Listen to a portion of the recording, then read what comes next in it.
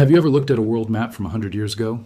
A quarter of the entire globe was painted pink, all belonging to one tiny island nation, Great Britain. How did this happen? How did a small rainy island off the coast of Europe build the largest empire in human history?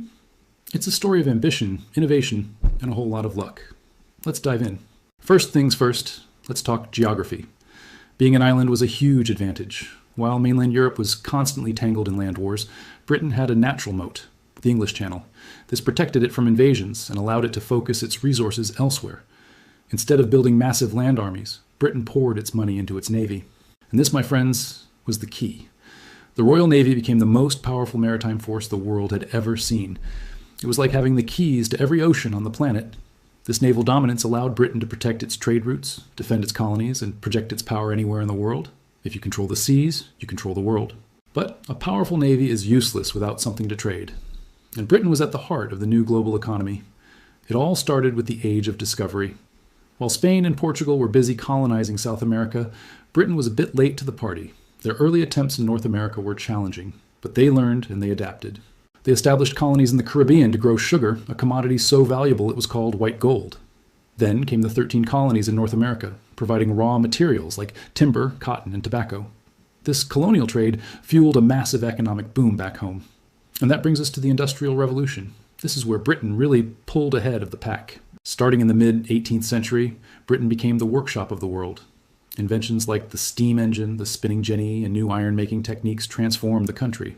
Factories sprung up, cities grew, and Britain started mass-producing goods, textiles, tools, machinery, at a scale no one had ever seen before. Now they had a double advantage. They had colonies to provide cheap raw materials, and they had the industrial power to turn those materials into expensive manufactured goods, which they could then sell back to their colonies and to the rest of the world. It was a hugely profitable cycle. Think about it. Raw cotton from India or America would be shipped to factories in Manchester, turned into cloth, and then sold back to India at a much higher price. This economic engine generated immense wealth, which funded an even stronger navy, a larger army, and further imperial expansion. It was a self-reinforcing loop of power. Now, let's talk about the political and social side of things. Britain had a relatively stable political system.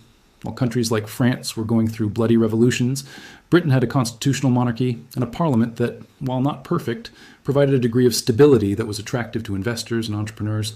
This stability fostered a culture of innovation and capitalism.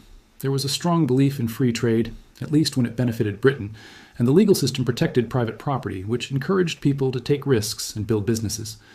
Another crucial factor was the concept of the joint stock company. Think of it like the great-great-grandfather of modern corporations.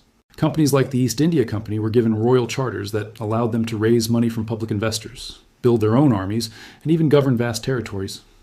The East India Company, for example, started as a trading firm but ended up ruling over most of India. It was a unique model of public-private partnership and empire building, where the state outsourced the risk and cost of colonization to private enterprise while still reaping the benefits. But we can't ignore the darker side of this story. The empire was built on exploitation. The slave trade was a horrific but incredibly profitable part of the British economy for centuries, providing the labor that powered the sugar plantations in the Caribbean. The wealth generated from slavery was instrumental in funding the Industrial Revolution.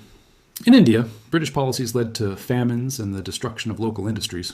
In Africa, territories were carved up without any regard for the people who lived there. While Britain brought technology, infrastructure like railways, and a common language to some parts of its empire, it often came at a terrible human cost. This legacy is complex and is still being debated today.